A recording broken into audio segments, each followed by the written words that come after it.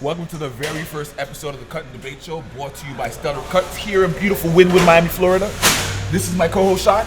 What's good? What's going on? How's everybody doing out there? I'm Cheyenne. I'm Money Mike, and we're basically here to debate, all right? We're in a barbershop, and I guess the reason why this show came about is because Shai and I love to have beautiful conversations about basketball. Sometimes they get a little heated, sometimes they don't. So we figured we would have our conversations and share those conversations with you guys. Get some feedback and see what you guys think about it also. So today we're going to start by discussing our hot topic. Shai, what do you want to bring to the table first? Well, we have big news around the NBA, I think, is the vaccination. We kind of wanted to start talking about that. It's really been a hot topic. It's affected the league majorly because some people are sitting out because they don't believe in it. Some people are just like, hey, forget it, it's the rules, let's do it. But it's affecting who's going to be playing, who's not going to be playing, which is going to affect outcomes for games, people losing money. So exactly. So it's a pretty big topic going around the league right now. Me personally, I have a couple of opinions about it. My first opinion is it's America. You can decide to do what you want to do. You can get the vaccine, you cannot get the vaccine, but that's what being in this great country is about. But on top of that, to my counterpoint, to myself, you play for the NBA. If you play in the NBA, you have to follow the NBA's rules. I think the NBA is trying to keep their players safe, keep their fans safe, and if by doing the vaccine, that's what you got to do to get paid your millions of dollars instead of losing $300,000 a game like Kyrie Irving, just get the vaccine. Facts. Shai, I got to tell you, I totally agree with you on that. I thought we were going to have a debate right off the bat, but no, true story. I mean, this is a job when all is said and done. I understand that, the vaccine is a very serious deal, but at the same time, you're getting paid millions of dollars to do a job. If your job has requirements, you got to kind of meet those requirements. Granted, once again, I understand the seriousness of this vaccine. I'm an anti-vaxxer. I haven't taken the vaccine myself, but God forbid, if I had to do a job and the job required me to get the vaccine, it wouldn't be a second thought. As a person who has gotten the vaccine, I actually did it just for the simple fact that I'm around a lot of people on a daily basis. Right. I wanted to keep my family safe and not risk it. Now, there is an opportunity where you still can get the virus, but they're saying it reduces the chances of you being hospitalized, you having the potential to actually die. Which is true. I got it. I will say this. I don't know what they gave me in my vaccine, but after the first shot, I had more energy than I've ever had in my entire life. How about the second shot? I heard that's when people get sick. The second shot, I was good. I drank some liquor after I got the second shot, and I was all good to go. Okay. We're going to act like he didn't say that, but he did. No, no, but that's actually a good call. I haven't taken the vaccine, and I actually had my reasons for not doing so. I almost did a couple of times, but when all is said and done, I just kind of got cold feet. I pushed it out. But long story short, the reason why I haven't taken the vaccine is because, honestly, I don't know what's in that medication. I do not know what they're giving us. I do know there will be side effects. Granted, whether it'll be serious or not, whether it'll show up a year from now, 5 years from now, 10 years from now, I have no idea. But at the same time, I'm one of those people who haven't been sick through this whole COVID epidemic. I didn't have a fever, I didn't have a cold, never got the sniffles, so I don't even know what COVID is, so to speak. True. So I'm just basically going off of what the mass is telling me. Because I've never dealt with COVID, I'm not going to get a shot preventing me from catching something I haven't caught yet. And if I did catch it, I didn't even feel it. So whatever the case is, once again, I do understand why everybody's so adamant about getting it done or why they're adamant about not getting it done. Me personally, I'm going to avoid doing it unless I have to. But if it was a requirement, I wouldn't be opposed. Well, let me ask you this. Let me ask you. Now, if you're in a barbershop, you come in one day, and the owner of the shop says, hey, every single barber that has to work here has to get vaccinated, what are you doing in that case? Okay, me personally, I'm an independent contractor. So me personally, I would decide to go elsewhere, and I'm going to tell you why. Because I do not want to get the vaccine, and then my clients are loyal to me, not the shop. My clients would follow me. It'd be different if I was working in a business where my clients were loyal to the shop and I was dependent on that establishment for the money. Like, if I was working a 9 to 5 and I had to report that 9 to 5 to get my 9 to 5 paycheck, then I would have to resort to the 9 to 5 rules. But being that I'm an independent contractor, I'm an entrepreneur, I dictate my own hours, so to speak. You know what I'm saying? So I'm my own boss. So being that I am my own boss, I wouldn't subject myself. Now, you as a person who gets, you're your own boss, you would be able to make your own decisions. Right. NBA players are not their own boss. Exactly. NBA players work under association. And they get paid a lot of money. And they get paid a lot of money to work under the contract. There you go. So the big thing is to avoid any issues or anything like that.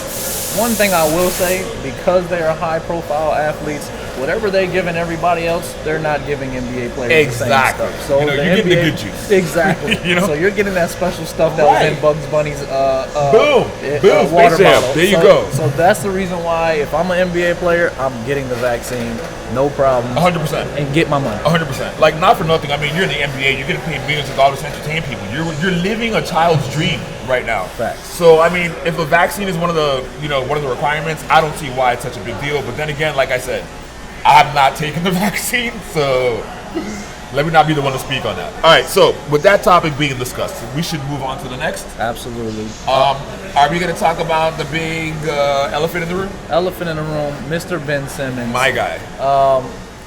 I have a lot of opinions about this. So does the whole entire world. I feel like Ben is making a mistake. Huge. And I'll say this just for the simple fact that every other person who's ever had a contract dispute, including recently James Harden or Russell Westbrook, anybody, they still showed up to practice. Right. They still got their money. They still showed that they were a team player. By Facts. you not coming to practice and just going AWOL, it makes it seem like it's a selfish move. And you are making a decision for you, but at the same token, you are a brand. And you are tarnishing your brand by simply not showing up, not saying anything, not 100%. giving any interviews, anything like that to speak your voice. 100%. I think it's a bad decision. 100%. And here's my thing, right? Like, everybody has emotions, and then you feel however you feel. Now, if you want to look at the facts in this case, I mean, Ben Simmons, you're getting paid millions of dollars to play a sport, all right? You could be better. My guy, Facts. You shoot free throws like Shaquille O'Neal. It's a huge problem. You're a point guard. You're a 6'10" point guard in the NBA. 9 times out of 10, you're dominating anybody who's sticking you. They're going to probably foul you. You got to be able to hit a free throw, my guy. Let's take a step further than that. You won't even shoot a jump shot to save your life. True. Ben. Like, I understand why you're upset, but at the same time, you kind of brought this on yourself. Your playoff performance wasn't up to standard, and that being what it is, I think instead of pointing the finger at all these other people and saying, oh, you should have did this, you should have that, you should look inward and see what you could have done to make yourself better, and then silence the critics, silence the doubters with your gameplay. Like what you're doing right now about holding out and not showing up, like personally, even if I wasn't on another team, as an outsider looking into you, Ben Simmons, I don't know if I would want to play with you because of how you're acting in your personal team. Absolutely. I mean, I wouldn't. My pride wouldn't allow me to sit out right now. Just for the simple fact, in the playoffs, I didn't show up, and there's a whole bunch of people who have negative thoughts about me going into this season. So what I would want to do is play right now, even though I didn't want to be in Philly. Let them take care of that behind closed doors. Right. I still want to trade. I'm going to communicate I want to trade, but my pride to say, hey, look, I am one of the most elite athletes in this game. I didn't perform to help my team win in the last playoffs. Let me come out now, show them what I've been doing all summer. Literally. And then raise my trade value. The other side to this is the different trade packages they've put together for Ben have been outrageous. Outrageous. Asinine. Like, they want CJ McCollum and 6 first-round picks from Portland. Never. Why would I never for a person who can't shoot? That's I'm ridiculous. not trading CJ McCollum for Ben Simmons straight up, let alone with 6 draft picks. No. At all. That means that my team, with a guy who I can't rely on, who I can't count on, I might not get a return on my investment because I don't know when this guy's going to be able to show up and Facts. play. And I got to pay him $100 million over the next 2 You years. can't even play the last 5 minutes of the game. You're a liability. Facts. But I did see a couple good trade packages, and I think Philly should really explore the one from the Pacers. The Pacers are willing to give up Malcolm Brogdon, Karis LeVert, and a first-round draft pick, which would give Philly much-needed defense help with Brogdon and a glue And a guy. shooter. And a nice scorer with Brogdon. LeVert. Yeah. And then LeVert too, yeah. Exactly. Yeah. But that gives you a much-needed points, much-needed scoring. And then on top of that, it gives you the defense. And then it gets rid of your distraction of having Ben Simmons on your team, and it gives Ben Simmons a fresh start. I mean, that's actually not a bad idea. Wow, I didn't even know Indiana offered that. That's Absolutely. an amazing trade package. If I was Philly, I would have jumped all over it, to be honest. Facts. I mean, you got to. You gotta get him out of the locker room at this point. You got to get him out of the building. Yeah, he's become a cancer to the team. Facts. And Yeah. he's becoming a cancer to just the organization being able to move on and get ready for a playoff run season, which they are one of the top people In or the top Eastern contenders Conference, in the they Eastern should Conference. be, barring this whole Ben Simmons situation. They should be. Truly. I don't know. Well, like I said, once again, the elephant in the room is a big slippery slope. It'll be interesting to see how this plays out through the course of the season. I'm excited to see where he ends up. Hopefully he doesn't come to Miami. But anyway, that's another story. All right, so now that we discussed Ben Simmons, I wanted to discuss Zion, but I still want to see what New Orleans does, so we're not even going to broach that topic yet.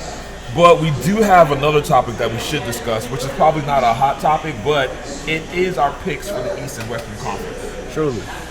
So I'm gonna let you go first. I'm gonna let you pick your stuff first because I feel like your picks were whack. But I'm gonna let you go first, and then we're finally gonna get to debate, people.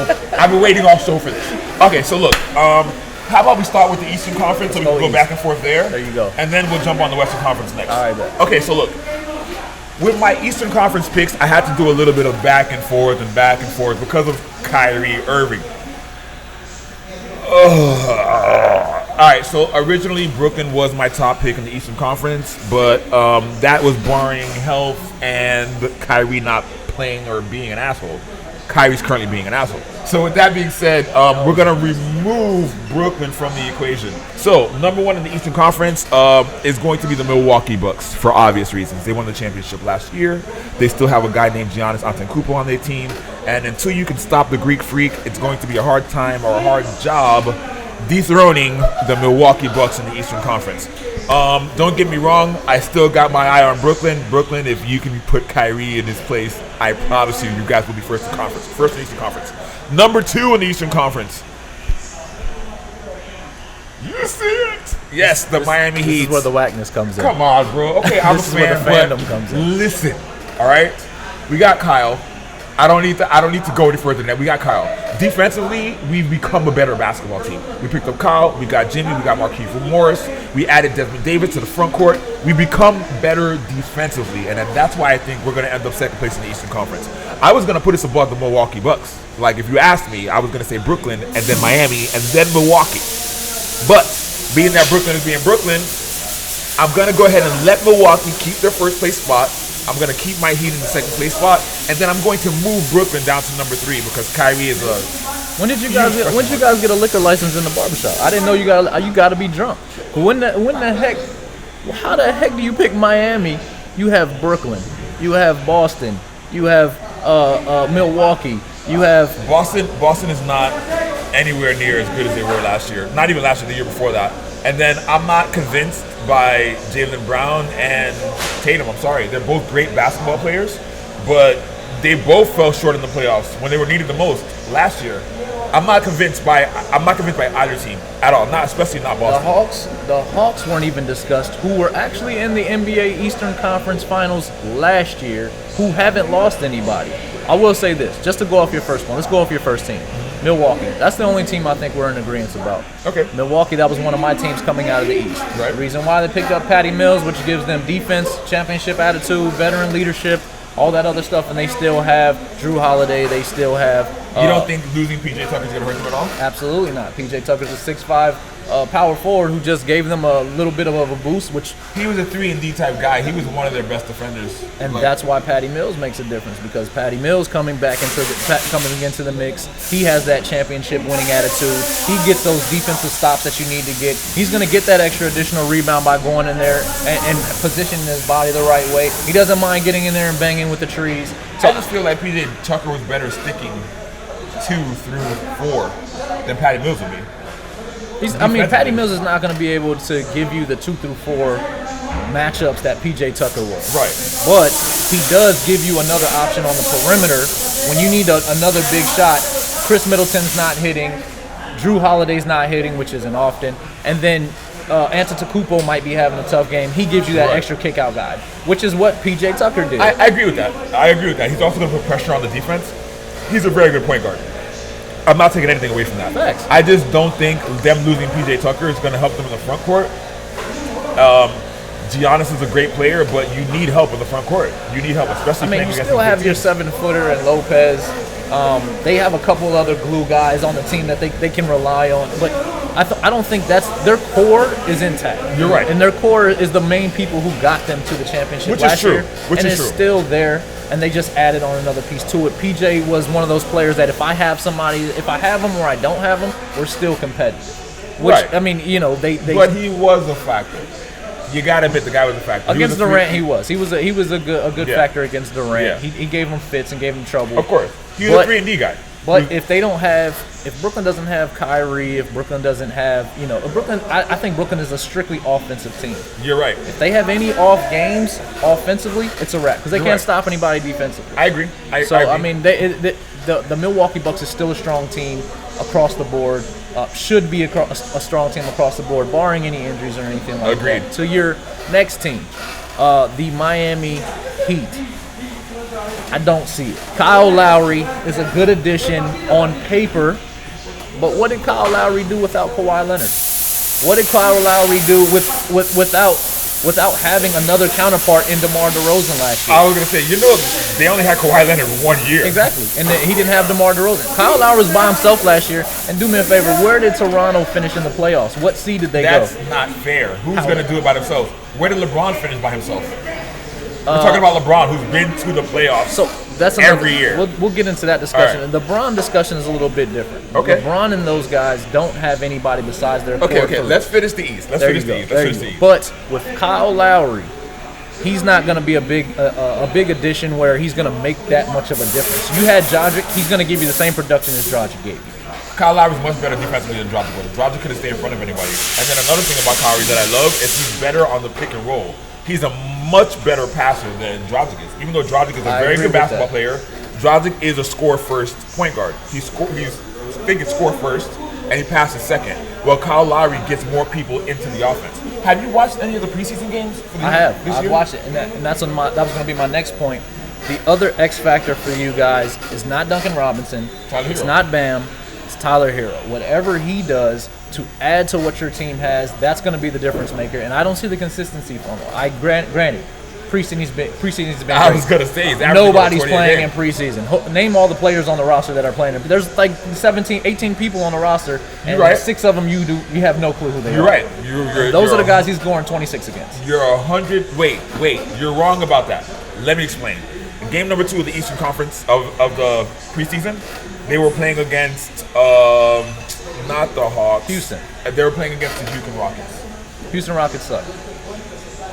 They're in a rebuilding year. They're young. Exactly, rebuilding year. He took advantage of some young rebuilding guys. Absolutely. That's a great point. He's going to be awesome this year. Tyler Herro's going to be awesome this year. Bro, okay, look. We're going to get into this later. I'm going to put a bulletin in this point, and we're going to talk about this again later. But Tyler Herro is the X factor for the Miami Heat. You're right. He's going to be one of the reasons why we do or do not succeed. And I firmly believe we're going to succeed this year. So, Tyler Herro, if you're listening to this, this is your guy. Come to Stellar Cuts and get your hair cut. The season's on you, brother. And bring an autographed napkin so he can put it behind in his window. That's it. Jesus Christ. Okay. All right, let's get into this guy's picks. So my picks, I also picked the Milwaukee Bucks for obvious reasons, which I already spoke. So we're not going to talk too much. So he's kind of smart. But then I had Brooklyn. The reason why I had Brooklyn was because I expect Kyrie, KD, and James Harden to put it together this year and finally come together and do what they were supposed to do last year. After watching the preseason for a couple games, granted it's only preseason, I still see the same stuff that I saw last year. They're going to be an offensive-minded team, no defense. They lost yesterday to a bunch of scrubs in Milwaukee. Not scrubs, but their second string and third string players You're right. in Milwaukee who wasn't even playing their main people, but they were playing James Harden, KD, and all of them, and still lost in the end when they should have won hands down. So, because of that, my sleeper team, which was the Hawks, has now become my team to come out of the East and go to the Eastern Conference Finals. Remember, I said it here first. I'm a guru when it comes to this basketball stuff.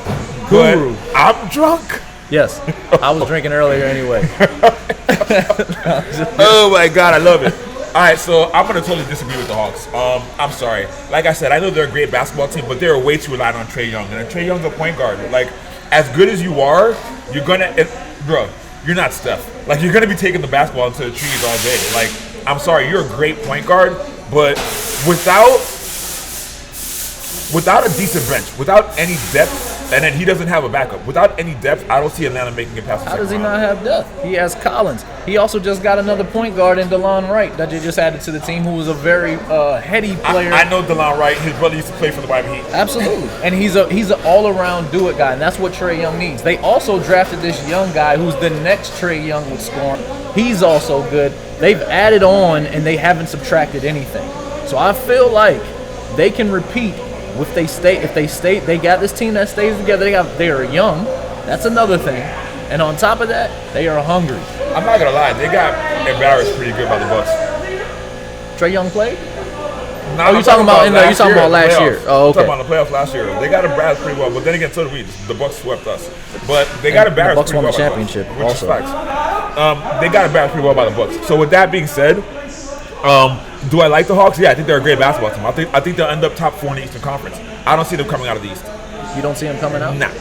So you don't think they're right now? You don't think they're in the top 3 teams in the East, Maybe even top though they 4. were in the Eastern Conference Finals yesterday? Maybe top 4. The experience means nothing. The Bucks and Brooklyn above them.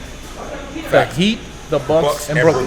I got the Bucks in Brooklyn. Of course, you're a Heat hater. It's okay. I love it. I can't see the Heat. It's okay. And I live in Miami. Don't get me wrong, because I don't want everybody thinking like when I walk around the streets and you guys see this and you're like, "Hey, we hate this guy." No, I love the Miami Heat. I'm just a realist. When I'm entertained by the Miami Heat. I don't see them as a contender. Yeah, some people down here mistake realism and delusional. But it's okay. It's okay. We're gonna keep this ball rolling. You know what I'm saying? Because we can't all be right.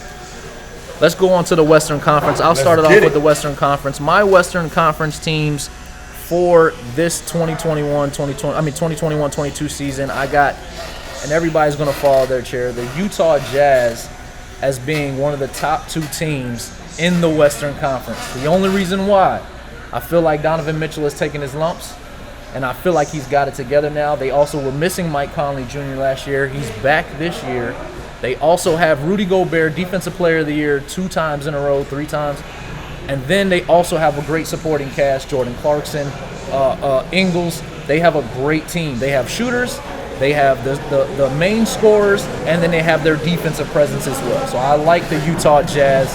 What do you think of the Utah Jazz this year? I feel like the Utah Jazz are going to be a fun team to watch during the course of the season. I feel like my problem with the Utah Jazz is their players aren't two-way, if that makes any sense, besides Donovan Mitchell. Ingles can't stay in front of everybody. Jordan Clarkson doesn't play any defense, even though he's a killer on the offensive end. Energy guy. I feel like Donovan Mitchell is really your only two-way player because Rudy Gobert is great on defense, but then offensively he can't get his own shot. He's gonna give you a double-double. Right, but offensively he can't create his own shot. He's totally dependent on a guard to set him up or create in the pick and roll or get an offensive rebound. Granted, they're going to be incredible to watch during the regular season.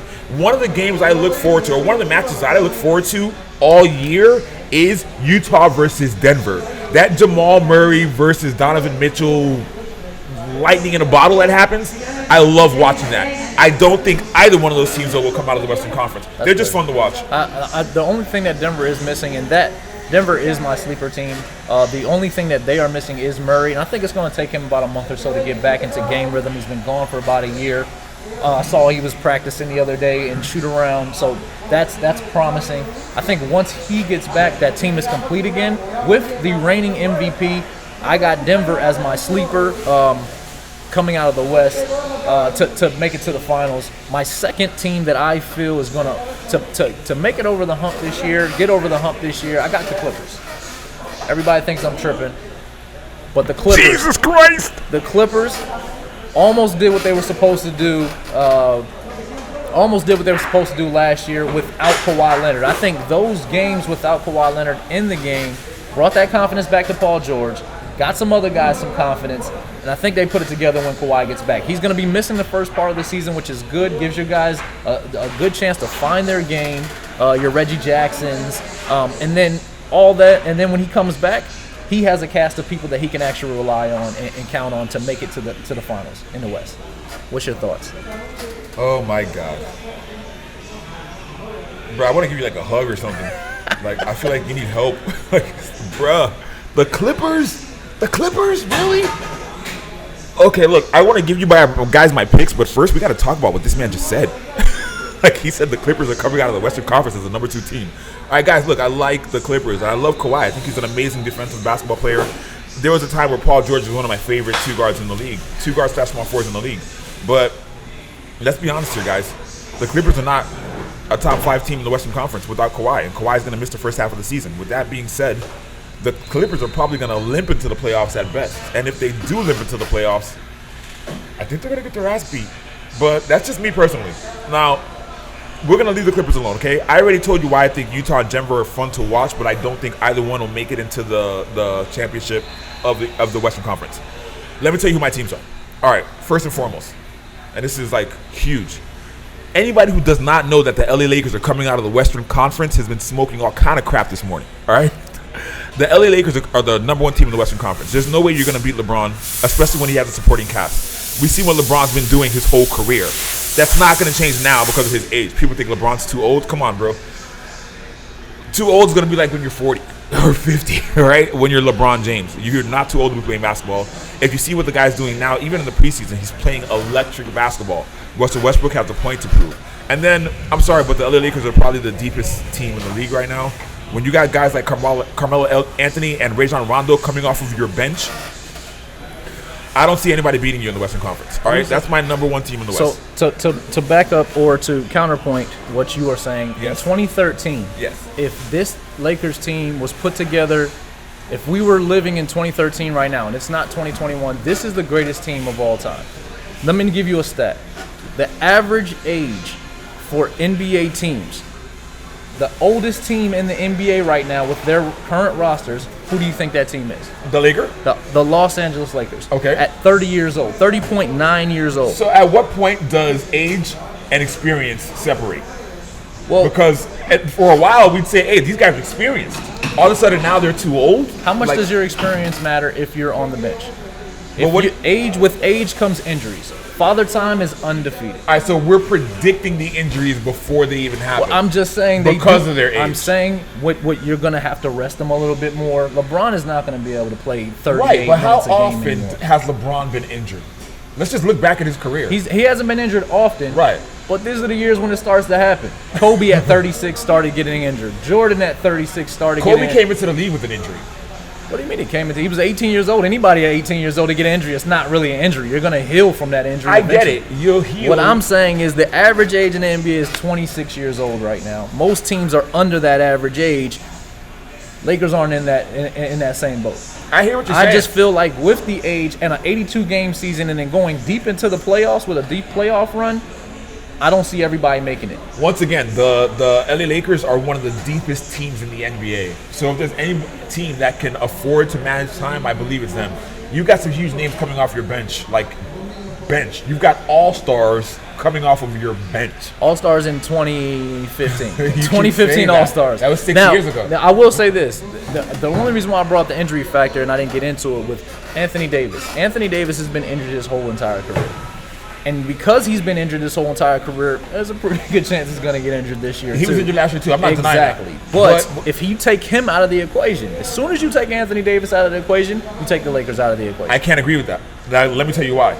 The Lakers did something which was amazing by picking up Dwight Howard and DeAndre Jordan in the offseason. So what you did was you backed up the center position twice. Mind you, Anthony Davis has the right to play the 4 or the 5. You know what I'm saying? If they're playing small ball, he's going to be at the 5. But if the Lakers are smart, they put Anthony Davis at the 4. I get it. He's probably the most dominant player on that team. But when you got a guy like LeBron James sitting next to you, how dominant do you really have to be? The NBA game now is a stretch big man game. It's no longer a back-to-the-basket big man game. Dwight Howard is far beyond those years where we're pick and rolling, we're throwing him up lobs to go dunk on people. You got to watch the preseason basketball. You got to watch basketball, man. I saw him dunk a couple. He's dunking on the third string players. He's not dunking on Rudy Gobert out there in mid-season shape. He's not dunking on he's not dunking on anybody that's in game shape right now. He's not dunking on a Bam. He's not dunking on who else is a 7-footer that we got? I mean, here's the thing. You're saying it, but it's happening. Like, you know what I'm saying? Okay, yeah. He's dunking on people. He's catching alley-oops. He might not be the player that you want him to be because, he is Dwight. Dwight's never been that guy. But at the same time, he's a good pickup for the LA Lakers. DeAndre Jordan, another great pickup for the LA Lakers. These are two rim protectors. Not just are they going to catch lobs. These are guys who block shots. You got to remember, like, what you're looking at is defense to win championships. Offense is going to win you a lot of games. But if you want to win the chip, you got to win on the base of defense. So you got to look at what these guys can do defensively. Westbrook is a walking triple-double. He's going to rebound, he's going to steal, he's going to block shots. Same thing with LeBron. Like, he's going to have to find his way with these Lakers. The thing about it is Westbrook's used to being ball dominant. They don't find a way to coexist like how D-Wade and Chris Bosh and LeBron did. I think they were able to gel because they were friends first. I don't think Russell's in that same boat where he's going to be able to give up his game and sacrifice to give LeBron everything, and LeBron's not going to do the same thing. I guarantee it. Well, I got to disagree with that. Once again, it's gonna remain to be seen, but I got to disagree with that. You got to remember, Westbrook is a walking triple-double. He does not have a problem passing the basketball. He's a walking triple-double on teams where people are willing to give him the opportunity to be ball dominant. He doesn't have that opportunity here. Actually, I think he's going to have that opportunity here because LeBron is a point forward, but LeBron is not the point guard on that team. You know what I mean? Have you ever watched LeBron James play in the third and fourth quarter? Of course I watched LeBron. How many times does he have the ball coming up the floor? He used to play on my team. Exactly, and he brought up the ball coming up down the court more than Dwayne Wade did. He was the point forward on our team. You're right. And this organization, now, he doesn't do that anymore. LeBron is not that same basketball player. I watched the Lakers play because one of my very good friends is a Laker fan, so we banter about them all the time. I watched LeBron play. I've been a LeBron fan since he came to Miami.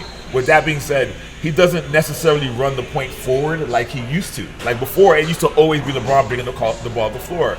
But I'm guessing I'm going to attribute it to his age. So we're talking about that. LeBron is no longer the player that's bringing the ball up the court. 9 times out of 10, they're running the ball up the court with a point guard and then putting it into LeBron's hands. If LeBron's able to sacrifice his game for Russell Westbrook's game, they could have a successful season. I still think age and injuries are going to play some type of a part just because it's a young man's game. I don't think they're going to be able to run with some of these young gunners that are coming into the league and making names for themselves because they're Melo, LeBron, all these guys are starting to pass the torch to the younger guys. So, okay, that's going to remain to be seen, but we're going to keep an eye on that. What's your second team out there? Okay, so look, my second team in the Western Conference, of course, I have to look at what happened last year, and I can't neglect Phoenix, the Suns. Like, you guys, okay, what, are you going to say Chris Paul's too old? Okay, bro, what about Devin Booker? What about Ayton? Like, I can't even remember this guy's name. Bridges. Mikal Bridges. Him. Bro, that guy's amazing. Look, I'm sorry, but the Phoenix Suns are going to have another year. They're going to. I feel like Devin Booker is the next coming of Kobe Bryant when I watch him play basketball because he's that amazing to me. Like, the guy takes over games when there's nothing. Like, bro, mark my words, if the Phoenix Suns do not place over the Utah Jazz, I'm going to owe this guy a lot of push-ups. So, with that being said, I see the Phoenix Suns as the number 2 team in the Western Conference, as the LA Lakers are going to become the number 1 team in the Western Conference. If you want to know who my sleeper team is the Utah Jazz. As far as the sleeper is concerned, then I love Donovan Mitchell. Besides, Dwayne Wade brought him to the team, so what can I say? So let me ask, is this sleeper team meaning that your sleeper team is who you're picking to make it to the Western Conference Finals? No.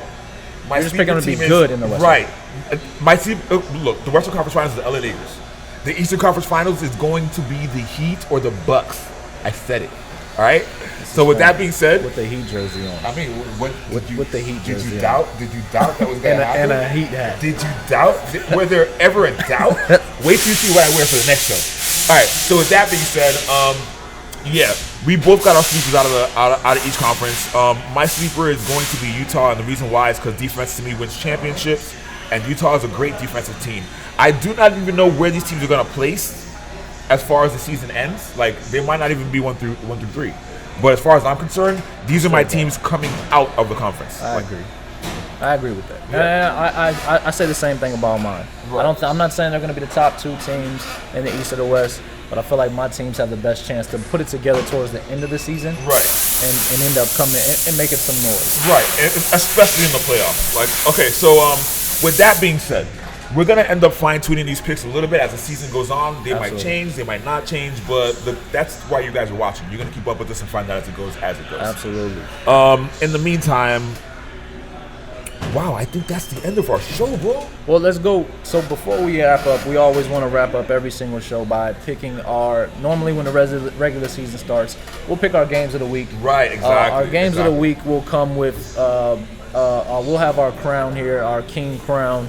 So that way, whoever wins the games of the week, the most picks for the games of the week, will get to wear the crown for the show, or we'll have like a chain or something. That's Miami, so we should probably have like a turnover chain. There you go. Yeah, wow, we should probably have a like good idea. Pick of the week chain or something. Hey, like if that. you're any jewelers out there, if you want to sponsor the show, Facts. we need a turnover chain or like a turn-up chain.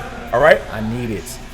you put a king crown on it, gold, some diamonds, a big ass clipper, like a big ass barber. I love where he's going with that. That would be amazing. Diamond studded. We need it. Bring it to the show. We'll go ahead and make sure you get your props and your promotions and all that good stuff. Yeah, but with that being said, yeah, we're going to definitely start doing our picks for the week. The season starts on the 19th, am I right? Absolutely. Okay, so we're going to have another show before the season comes up. So I guess what we'll do is we'll look at the game slates that are going to happen in that time frame, and then we'll start picking teams for you guys. In the meantime, we also want you guys to give us some feedback on who you guys think that are going to be your top teams coming out of the East, top teams coming out of the West. Let us know your thoughts, opinions. Let us know how dumb Mike's pick for the Heat is, or how stupid his picks are.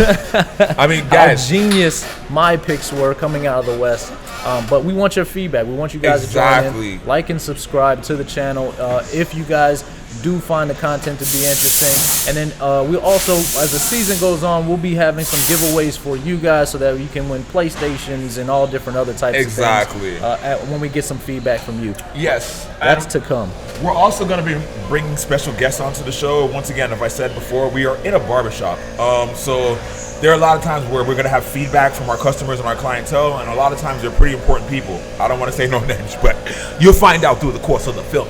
But whatever the case is, we're more than happy to welcome them on the show and then let you get feedback from them also, as well as getting feedback from you towards them. So with that being said, guys, we want to thank you. Like, this has been amazing. This is the first show, so forgive us if it was a little bit, ghetto. Right, ghetto. But trust me if I say it'll get better as it goes on. It's better. And then the content's going to get better also. Continue to watch. Yeah, once again, I'm Mike. This is Shy. Absolutely, Shamo. And then tune in next week when we'll be talking to someone similar about our picks coming up, some of the hot topics around the NBA, some of the league news and big games coming up. Big facts. Also, we'll also do a little segment to get you guys some information on who we are, give you a little bit of information about us and why you think you should be listening to us. You know what I'm saying? Why our opinions matter. Exactly. Like if it matters or if it doesn't. Besides just my good-looking exterior and charm and my face. Okay, I know why you tuned whatever he said, and the fact that I'm smart as hell. Alright? No, but with that, I want to thank you guys for watching this, yo. This has been an amazing show. This is Cut and Debate, brought to you by Stellar Cuts here in Wynwood, Miami. If you guys need a haircut, 2214 North Miami Avenue, please come on down. We welcome walk-ins. We're open Monday through Saturday from 10 a.m. to 6 p.m. Thank you guys. We're here. Enjoy your week. Everybody be safe. Whoop, whoop. All right, we out.